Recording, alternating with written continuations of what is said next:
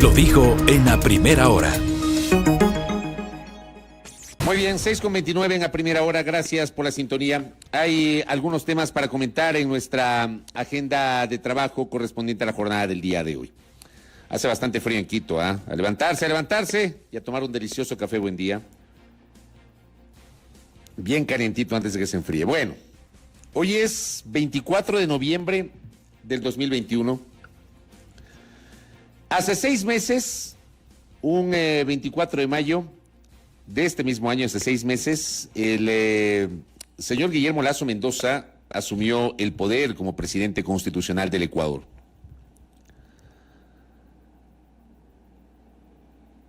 Lo hizo tras un proceso electoral que fue caótico, que fue complejo. Pasó a la segunda vuelta electoral luego de una polémica con el candidato del movimiento Pachacuti, Yacu Pérez, que hasta el final cuestionaba justamente la necesidad de abrir urnas y de generar el conteo de votos, un conteo de votos voto a voto. Lasso asume el poder convirtiéndose justamente en la teoría, ¿no? En la teoría. El presidente que rompió esa hegemonía de una organización política a lo largo de 14 años. Digo en teoría, porque está claro que en la práctica las cosas fueron distintas. O sea, Moreno Lenín Moreno debía representar la continuidad del proyecto político del que fue parte durante una década. Moreno se apartó totalmente del plan de gobierno que le permitió ganar las elecciones y del proyecto político del que él fue parte. Los primeros 6 años como vicepresidente de la República y los siguientes casi 4 años como enviado de Naciones Unidas para las discapacidades, pagado con recursos del Estado. Por eso digo que en teoría la llegada de Lasso rompía justamente la hegemonía de una misma organización política a lo largo de 14 años. En teoría, insisto. En la práctica las cosas fueron diferentes y eso lo hemos conversado con ustedes en múltiples ocasiones. Lasso llega evidentemente con una apuesta y como su eslogan lo denominaba, ¿no? Tenía que ver con el cambio. Su eslogan era capacidad para cambiar. Ese fue el eslogan del entonces candidato Guillermo Lasso a su llegada al poder. Me parece que estos 6 meses pueden servir para generar algunas evaluaciones de lo positivo y también de lo negativo. Y justamente aquí conversaba con el equipo y trataba hace minutos de desmenuzar cuáles han sido las cosas más positivas y las cosas más negativas de estos 6 meses. Yo siempre digo, como todo en la vida, hay cosas y cosas. Y está claro que, como todo en la vida, no se puede contentar a todo el mundo. Lasso ha tenido cosas positivas y cosas negativas, y es la opinión de quien les habla. Cada quien tendrá su propia opinión. Es la opinión de quien les habla.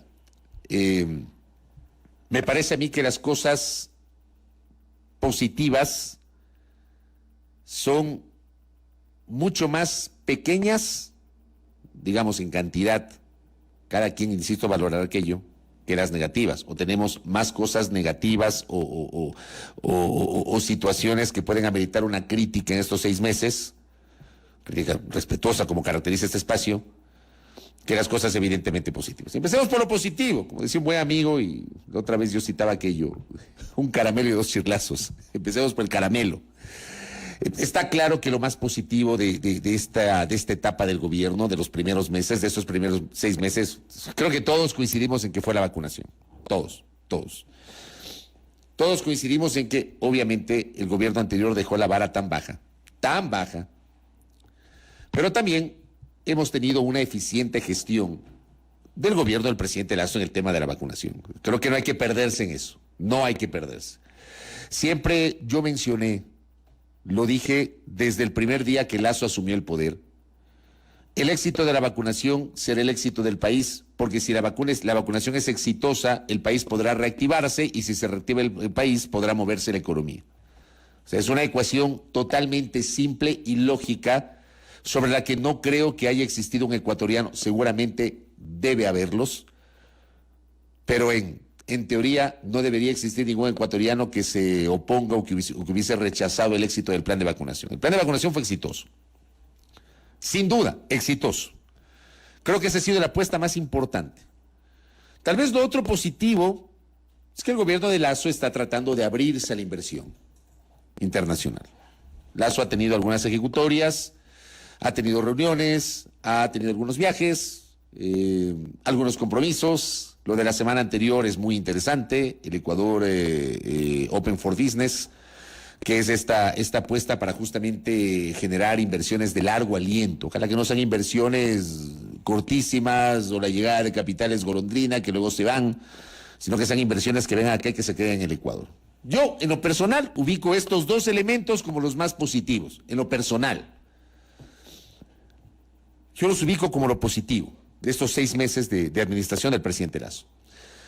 Pero evidentemente hay cosas que son totalmente cuestionables y que en estos 6 meses el gobierno del presidente Lasso no las ha logrado resolver.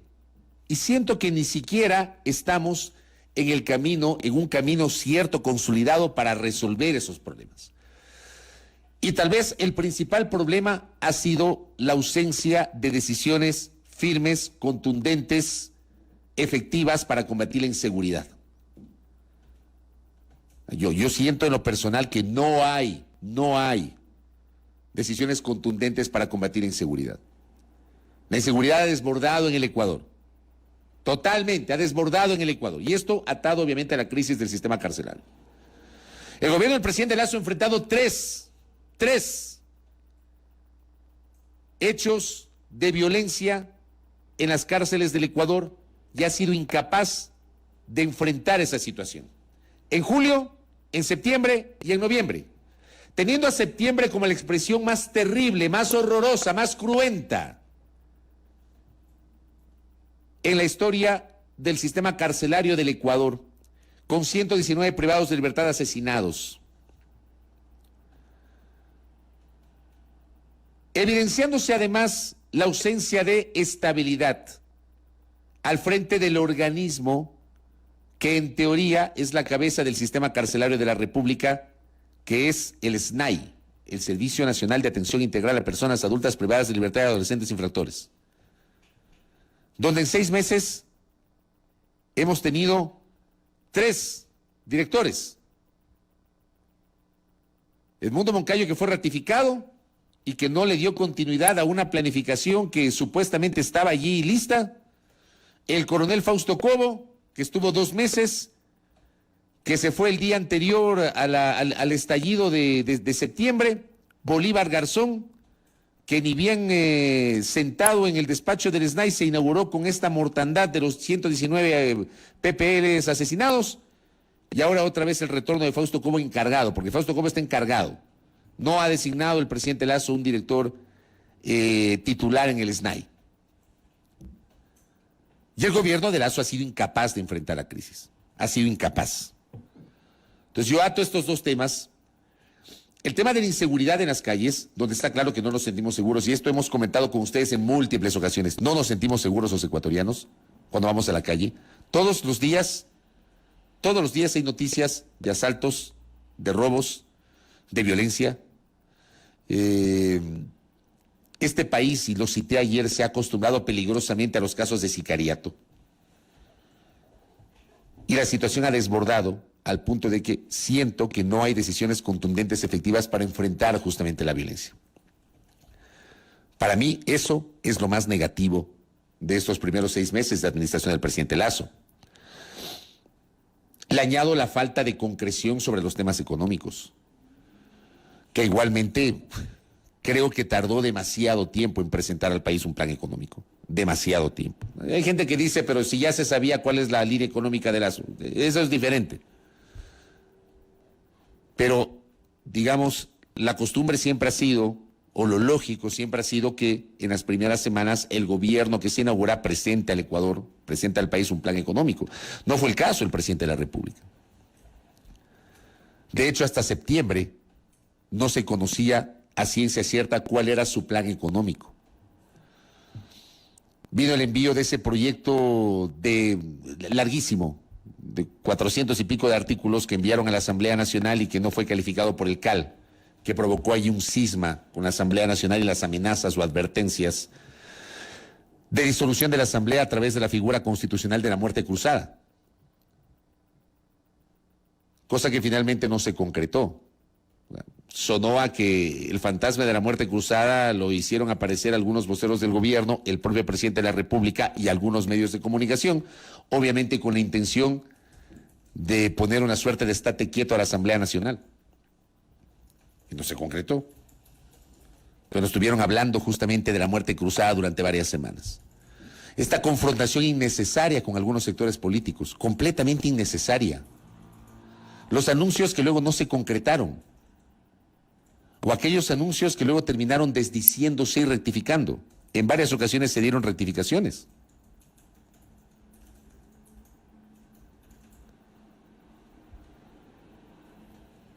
Yo cito eso justamente como parte de estos 6 meses.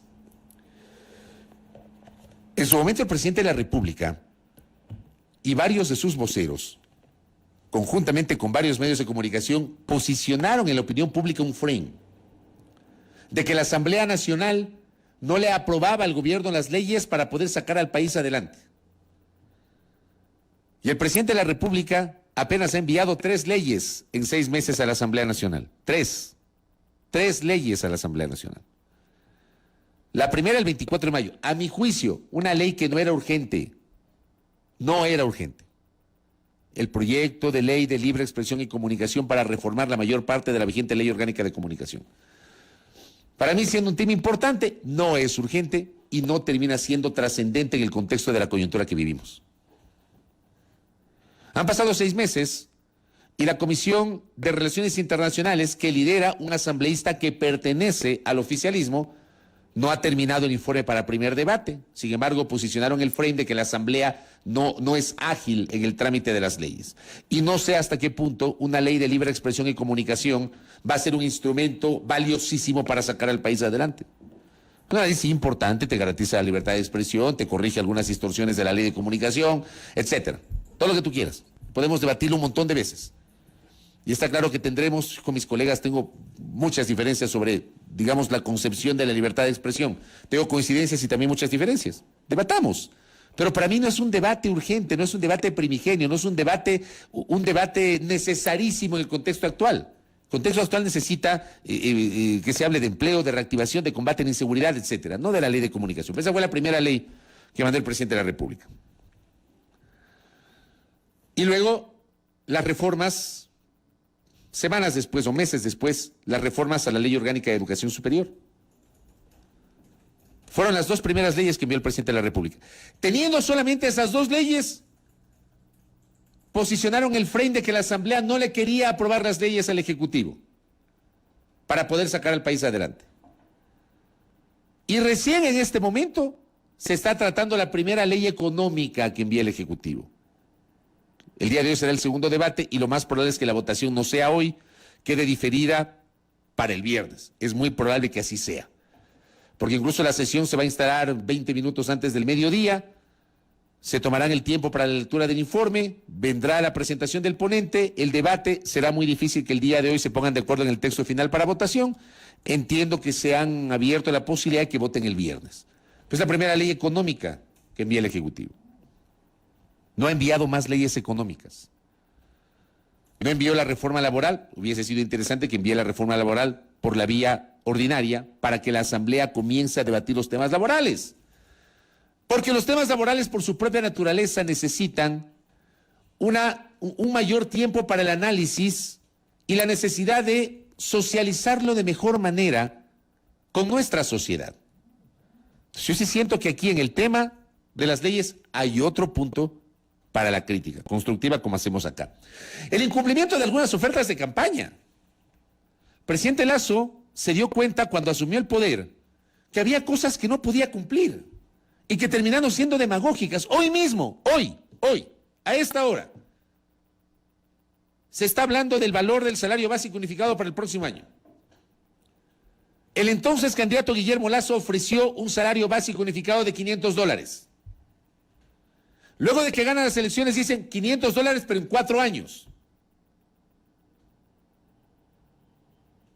Y estamos en estas horas en las cuales en el Consejo Nacional del Trabajo y Salarios no se han puesto de acuerdo sobre cuál será el salario básico unificado para 2022. Porque claro, como decía ayer Larry Yumibanda del Círculo de Economía de Guayaquil, debería ser un aumento anual de $25 para llegar a esos $500 al final del periodo.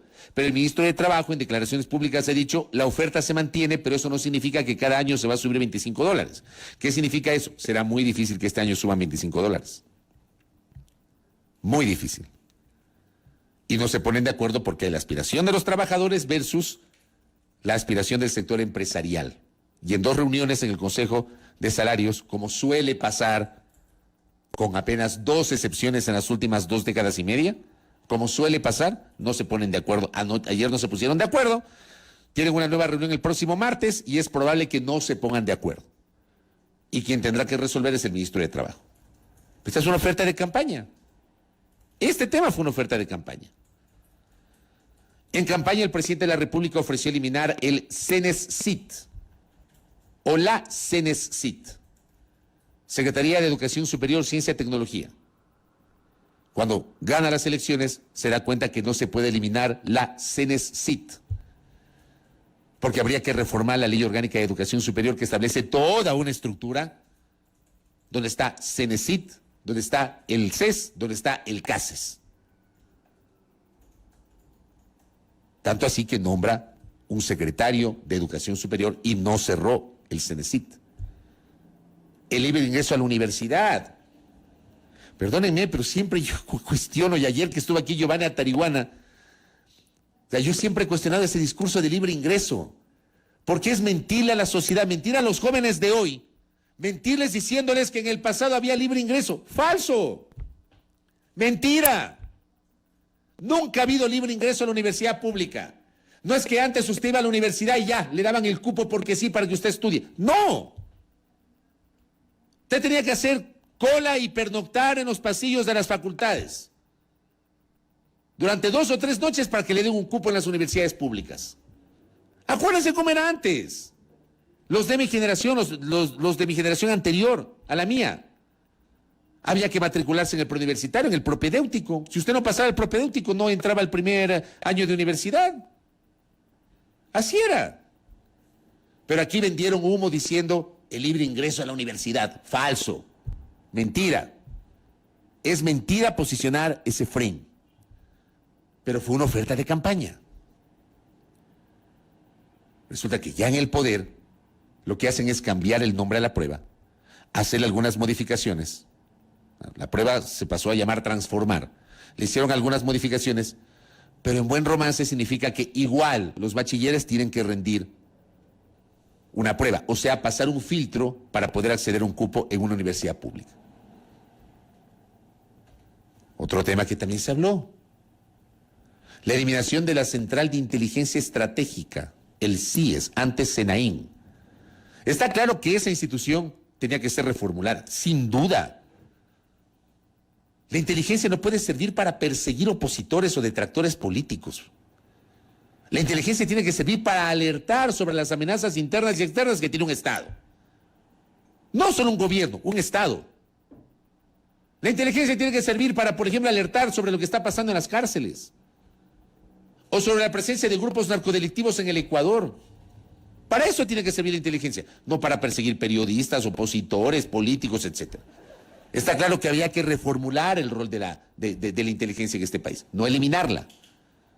Llega el presidente de la República y se da cuenta, no puedes eliminar el Centro de Inteligencia Estratégica CIES antes CENAIN. ¿Por qué? Porque su existencia está en la ley. Está en la ley. Entonces, para eliminar el CIES tienes que reformar la ley. Entonces le encarga al ministro de Defensa del momento de ese momento, que era el almirante Donoso, le encarga el manejo de la inteligencia y luego nombra un director de inteligencia que fue Fausto Cobo, que es el actual director del Centro de Inteligencia y Estrategia. Pero no eliminó. Entonces hay algunas cosas que no se han cumplido. Hay algunas cosas que sirvieron para la campaña. La venta del avión. Gracias, Jackie. El presidente ha anunciado la venta del avión. Sería interesante saber, primero, que el presidente en campaña, y este audio se viralizó, por eso yo publiqué un tuit en su momento, donde señalaba que el presidente Lasso es víctima del candidato Lasso. A mí, quienes me siguen a lo largo de los años, me habrán escuchado que en lo personal, yo siempre he defendido la necesidad de que el presidente de la República, quien sea, Correa, Moreno, Lasso, quien sea en 2025, tienen que tener un avión. Tienen que tener un avión. Pero claro, se viralizó este video, este audio de una entrevista donde el entonces candidato Lasso decía que nunca se iba a subir en el avión y terminó utilizando el avión. Entonces dicen, bueno, de los dos, del Falcon y del Legacy, vamos a vender uno. Se emitió un decreto ejecutivo para venderlo. Sería bueno saber cuánto ha avanzado el proceso de venta del avión, del Legacy, que la semana anterior, según la información oficial, yo no voy a caer en especulación. Yo no practico ese periodismo de especulación. La semana anterior, según la información oficial, voló hasta Estados Unidos para un mantenimiento. Esa es información oficial. Yo no tengo otra información y no me voy a hacer eco de rumores. Hacerse eco de rumores no es hacer periodismo. ¿Ya? Eso no es periodismo, ni es libertad de expresión, eso es libertinaje. Yo no practico ese tipo de periodismo. Yo comento sobre lo que me consta, no sobre lo que no me consta. Y evidentemente los problemas de comunicación.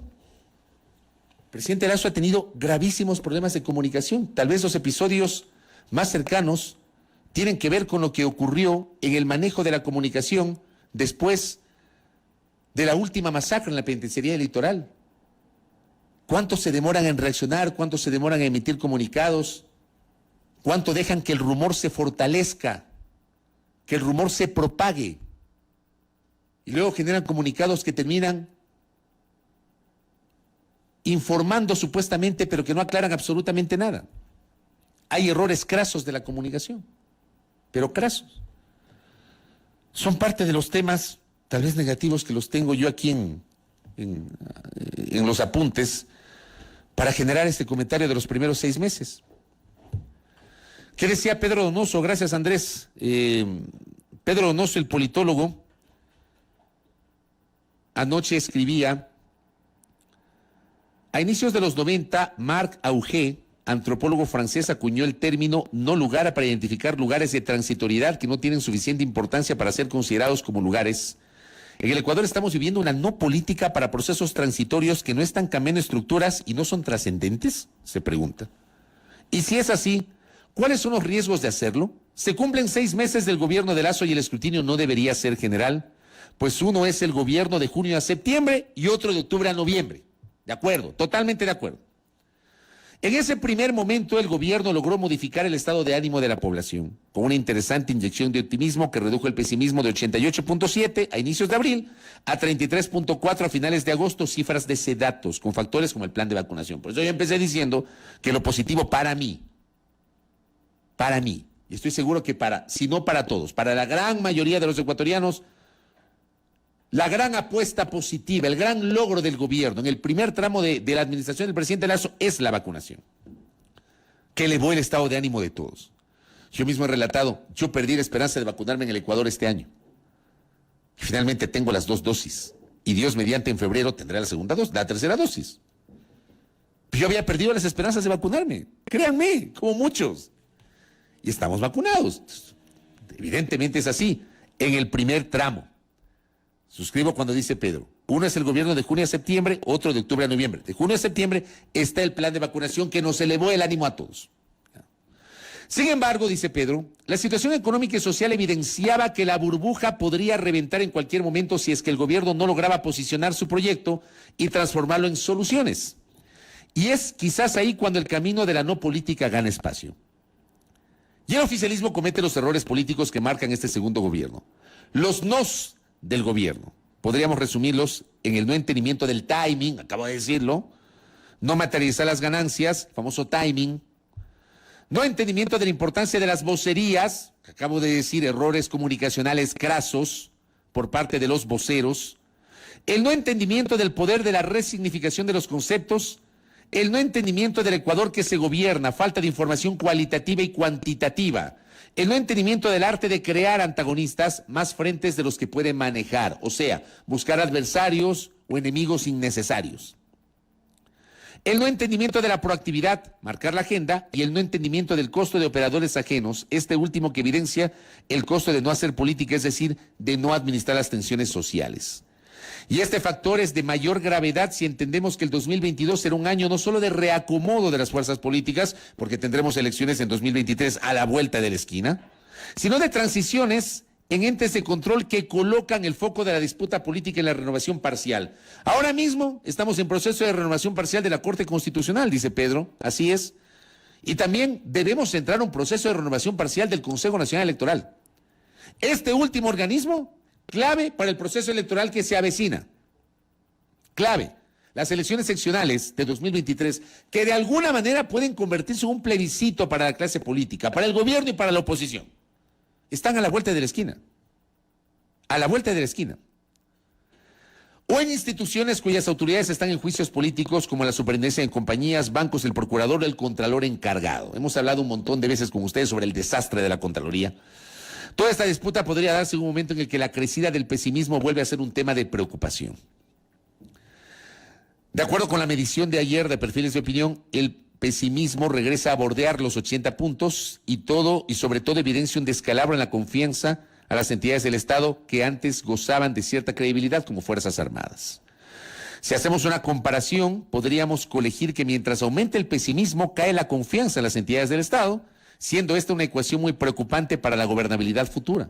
¿Cuántos confiamos en el gobierno? ¿Cuántos confiamos en la Asamblea Nacional? ¿Cuántos confiamos en las Fuerzas Armadas? ¿Cuántos confiamos en la Policía Nacional? ¿Cuántos confiamos en los medios de comunicación? ¿Cuántos confiamos en la institucionalidad? ¿Cuántos confiamos en la justicia? ¿Cuántos confiamos en los políticos? ¿Cuántos? Son 6 meses de un gobierno que al parecer se resiste a tener y posicionar su identidad política y que responde a un vendaval de coyunturas sin una estrategia clara, pero sobre todo renuncia a generar la política, la agenda y los conceptos para tomar el control. 2 gobiernos los gobiernan, el de los primeros 3 meses en los que tomó el control, de acuerdo, y el de los 3 meses restantes, hoy que se cumplen 6 meses, en el que el oficialismo se deja ganar y se deja hacer política por terceros en momentos complejos. Gran hilo del politólogo Pedro Donoso, publicado justamente en su cuenta Twitter, que me permite matizar justamente lo que estoy señalando. Y suscribo plenamente. Tenemos 2 escenarios. Un gobierno de los primeros 3 meses y el otro gobierno de los siguientes 6 meses para configurar estos 6 meses. Con lo positivo de los primeros 3 meses, pero con lo negativo de los siguientes 3, en donde ha imperado la ausencia del cumplimiento de las ofertas de campaña, la ausencia de un plan de mediano y largo plazo, la inseguridad, la crisis carcelaria, los errores comunicacionales, las malas vocerías. Todo esto debería ser sacado en blanco y negro por las autoridades del gobierno y hacer un análisis de largo aliento, porque el año ya se termina. Decía Denise, en un mes ya estamos de Navidad. En un mes. Ya estamos en Navidad. Entonces yo sí planteo estos temas para el debate público y para que cada uno de ustedes lo analice. Gracias al Gus Mimos que me corrige, no es tercera dosis, gracias, es un refuerzo. Gracias, Gus, gracias. Gracias por la corrección, muy amable. Usted sabe más de estas materias que yo, pues. No es tercera dosis, sino dosis de refuerzo, porque la vacuna entra dentro del esquema regular de vacunación. Gracias por la precisión que usted tiene, la gentileza de pasarme. A ver, ¿qué tenemos por acá? Bueno, a mí el otro día, a mí me han bombardeado en las últimas semanas diciendo que supuestamente me he vendido al gobierno de Lazo. Sin embargo, acá recibo un mensaje donde dicen que solo critico al gobierno de Lazo. Pónganse de acuerdo. Al final me gusta eso porque significa que estoy por el camino correcto, de verdad. De verdad, de verdad. Bueno, a ver, no quiero dejar pasar hoy la oportunidad. Porque hay que pedirles a los señores de la bancada de UNES que se pongan ellos mismos de acuerdo. Que se pongan ellos mismos de acuerdo. Son ellos los que terminan cometiendo errores y sin embargo arremeten contra la prensa. Para variar, siempre los periodistas y los medios somos los culpables de los males de la República. Y ellos son los que cometen errores. Ayer, la Asamblea Nacional debatió un proyecto de resolución. ¿Estamos listos? Vamos, Robert. Póngame, por favor, el primero. Ahí está. Ese es el proyecto de resolución que ayer se debatió. Cambio del orden del día en la sesión de ayer. Dice, la aprobación del proyecto de resolución está señalado ahí en azul, para quienes los ven en audiovisual. La aprobación del proyecto de resolución que dispone el inmediato retorno al Ecuador del expresidente de la República, el licenciado Lenín Moreno Garcés. Así se llamaba el proyecto de resolución, pues no es el invento del Fabricio Vela. Qué falta de rigor del periodista que no investiga. Así se llama el proyecto de resolución. Pero para los radicales resulta que uno es el que se equivoca. Así se llama, les estoy mostrando. El oficio dirigido a la presidenta de la Asamblea Nacional con la moción del cambio del orden del día de la sesión de ayer. Resolución que dispone el inmediato retorno al Ecuador del expresidente de la República, el licenciado Lenín Moreno Garcés. Siguiente.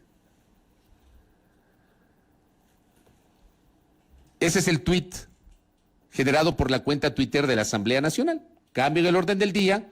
Con 131 votos se aprueba la moción del asambleísta Fausto Jarrín Terán para tratar el proyecto de resolución que exige el retorno del expresidente de la República, Lenín Moreno Garcés, porque feneció el plazo de su ausencia.